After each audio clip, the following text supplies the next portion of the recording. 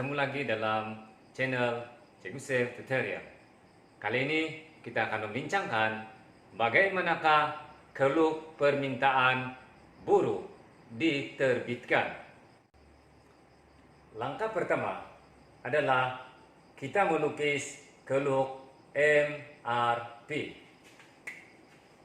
Ini adalah keluk MRP.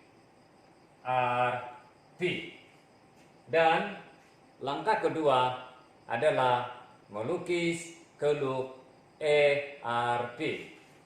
Ini adalah keluk ERP.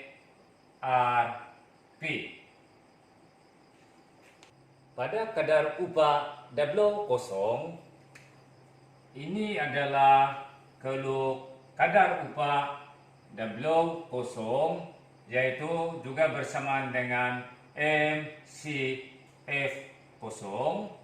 maka keseimbangan tercapai apabila keluk MRP bersilang dengan keluk MCF0 pada titik I0.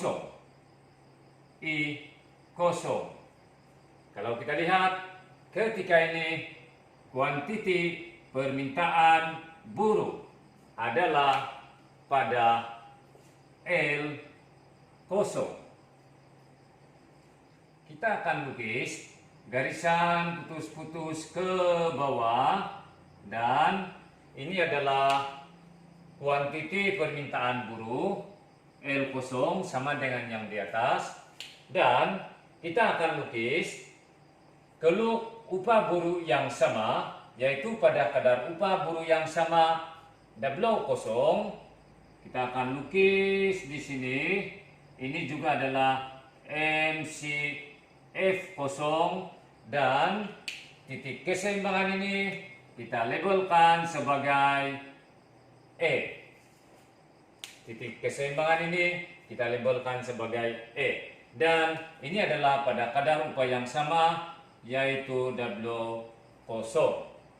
Kita akan lihat apa akan terjadi sekiranya kadar upah meningkat.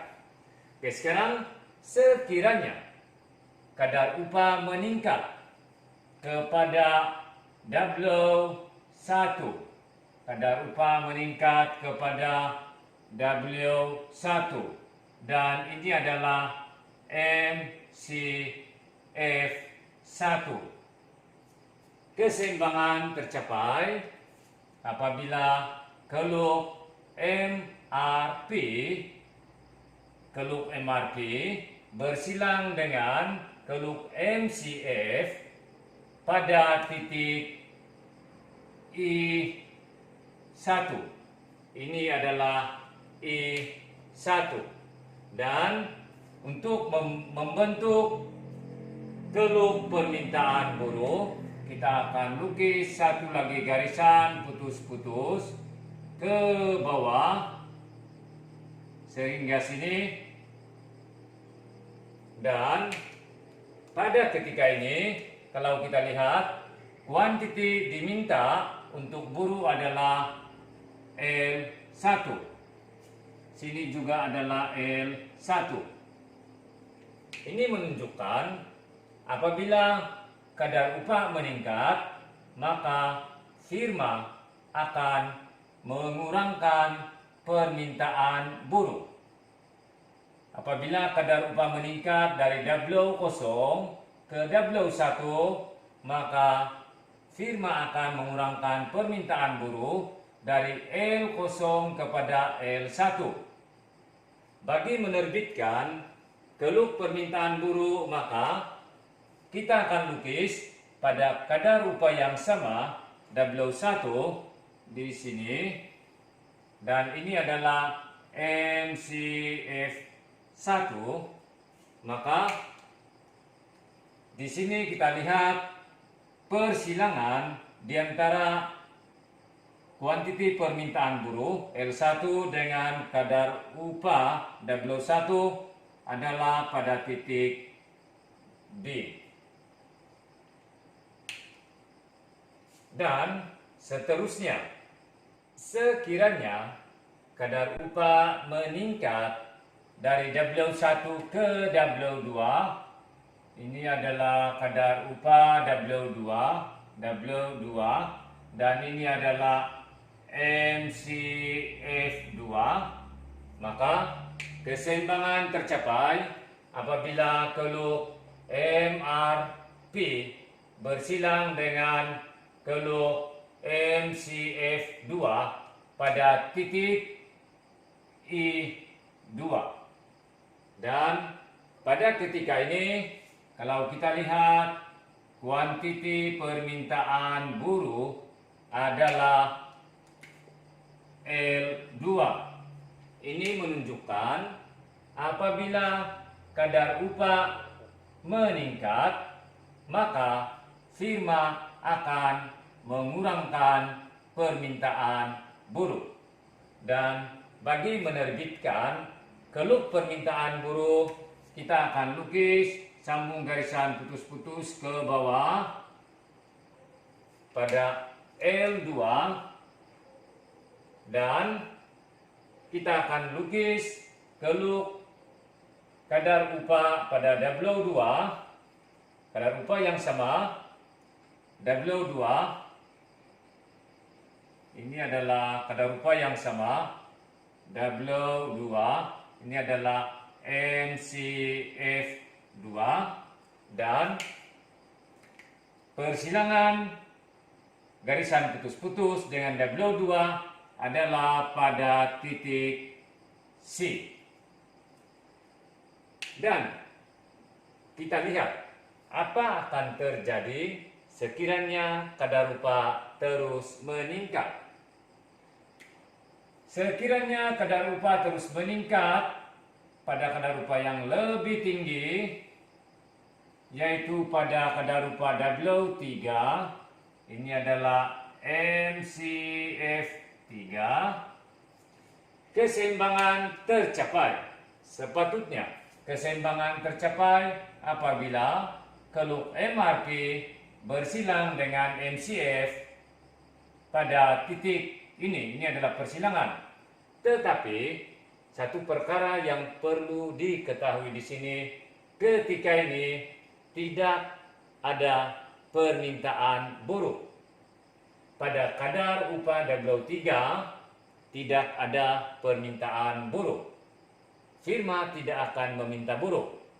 Alasan dia ataupun kenapa firma tidak meminta buruh, ini disebabkan kalau kita lihat pada ketika ini kos buruh tambahan kos buruh MCF adalah lebih tinggi daripada hasil purata buruh, atau dengan kata lain upah buruh W3 adalah lebih tinggi daripada hasil purata buruh tersebut.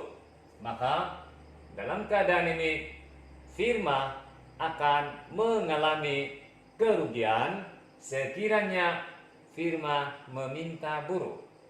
Oleh itu, ketika ini firma tidak akan meminta buruh.